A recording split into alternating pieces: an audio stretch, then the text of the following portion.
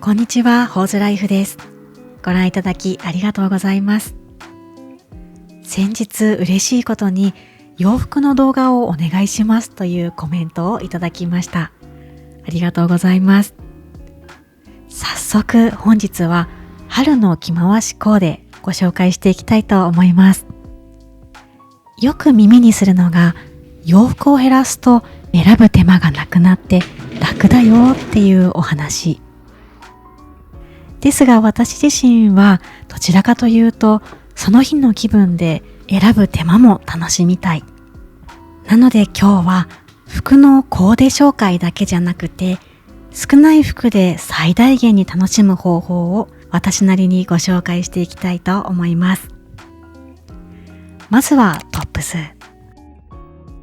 春はこの5着を着回しています。5着のうち4着はボタン付きのシャツです。シャツ大好きなんですよね。冒頭からシャツ愛を語らせていただければと思うんですが、まずいいのが芯を選ばないところ。着こなし次第で七変化するところが気に入っています。例えばフォーマルな印象を作りたい日はボタンを上まで締めて裾をボトムスに入れてスッキリさせる。そうするときっちりとした雰囲気になります。それから友人とランチに行くときなどカジュアルすぎずかといってフォーマルすぎない雰囲気を出したいとき、首元のボタンを 1,2 個開けて後ろに少しずらして首元の抜け感を作ります。腕をまくって手首を出したり、裾は後ろを出して前側だけ入れるとカジュアルな雰囲気に変わります。他にも襟を立てるとかっこいい感じ。ボタンを上の方まで閉めて下のボタンを数個開けると今度は一気に視線が下がって少しマニッシュな雰囲気にもなります。先日ご質問いただいたのが腕のまくり方ですね。シャツの質感や腕周りの作りによっても違ってくるとは思うんですが、最初の一折りを大きめに取ります。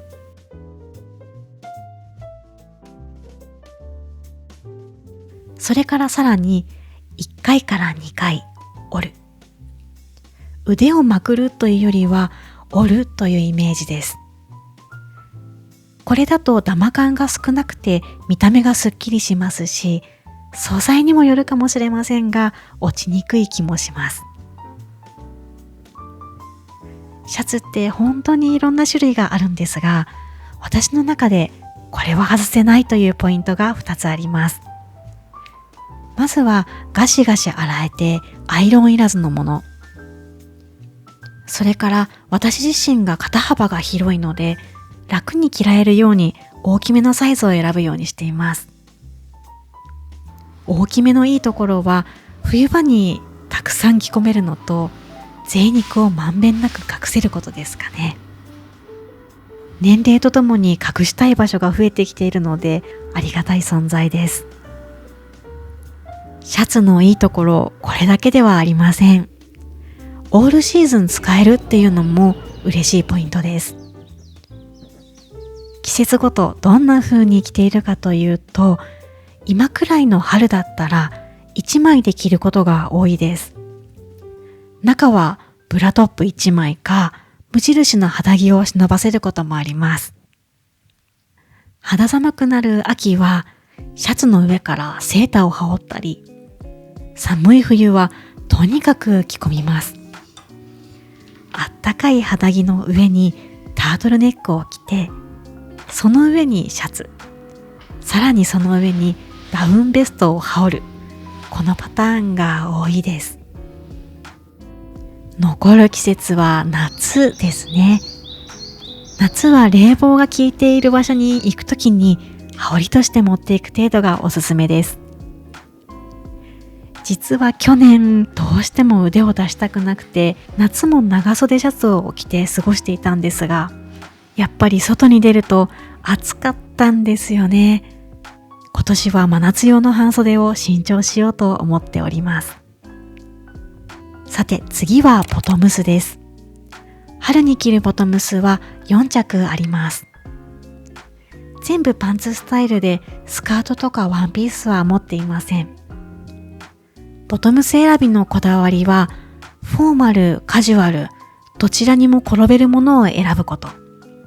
それから季節をまたいで着られる素材を選ぶこと。なんだかすごく欲張りなようなんですが、探してみると結構あるんですよね。例えばこのパンツ。見た目は割とフォーマルな感じ。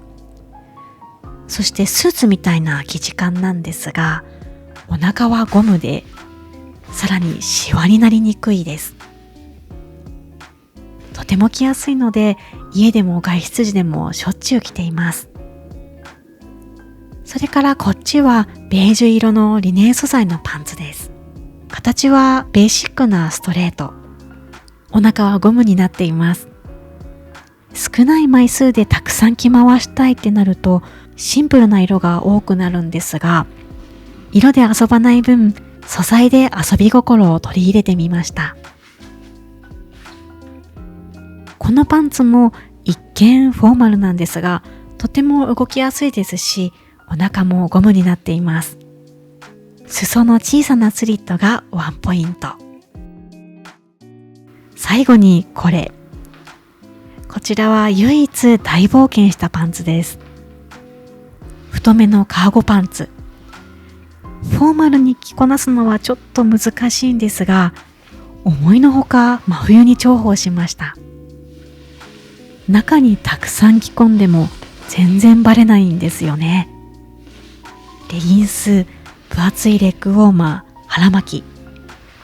これでもかって重ねてもシルエットが変わらないので、真冬のご近所でのお買い物、このスタイルが多かったです。最後、アウターです。春の少し肌寒い日のアウター、2種類あります。まず、このダウンベスト。体温という日本のメーカーさんのベストです。こういう薄いベストだと、中綿がメインになっているものが多い気がするんですが、これはダウン 95%、フェザーが 5%。軽いし、薄いし、あったかい。買ってよかったです。便利なのが、この横のジッパー、前のジッパー。締め付けが苦手なので、これ非常にありがたいです。下にたくさん着てもきつくなりにくいですし、デザインがシンプルで合わせる服を選ばないので、冬は毎日着てました。あともう一つ、薄手アウターです。こういうアウターって使う時期結構限られるんですよね。春の季節限定にならないように、あえて春色を選ばず、秋や冬にも兼用できる色を選んでみました。これで合計11着。お気づきになられた方もいらっしゃるかと思うんですが、色選びにもこだわっております。YouTube で拝見するミニマリストさんってシンプルな色の服多いなーって思っていたんですが、なんと私自身も無性にシンプルな色が気になるようになってきたんですよね。シンプルな色だとどんな服でもコーデを組みやすい、そういうメリットもあるんですが、それだけではなくてシンプルな色だからこそセンスがない私でも簡単に楽しめる、そんな気がしています。最近よくやる色遊びは2つありまして、まずはコントラストで遊ぶ。例えば黒系と白系交互に配置して全身でしましまを作ります。洋服を一点で見せるんじゃなくて、全体の調和を楽しむ。これが最近のマイブームになってます。それからワントーンで遊ぶ。一見するとセットアップみたいにも見えますかね。意識しているのはワントーンだとどうしても全体のシルエットが際立つので、ぼやーって膨張して見えないようにすること。スマホやバッグなど斜め掛けにして縦ラインを作るようにしています。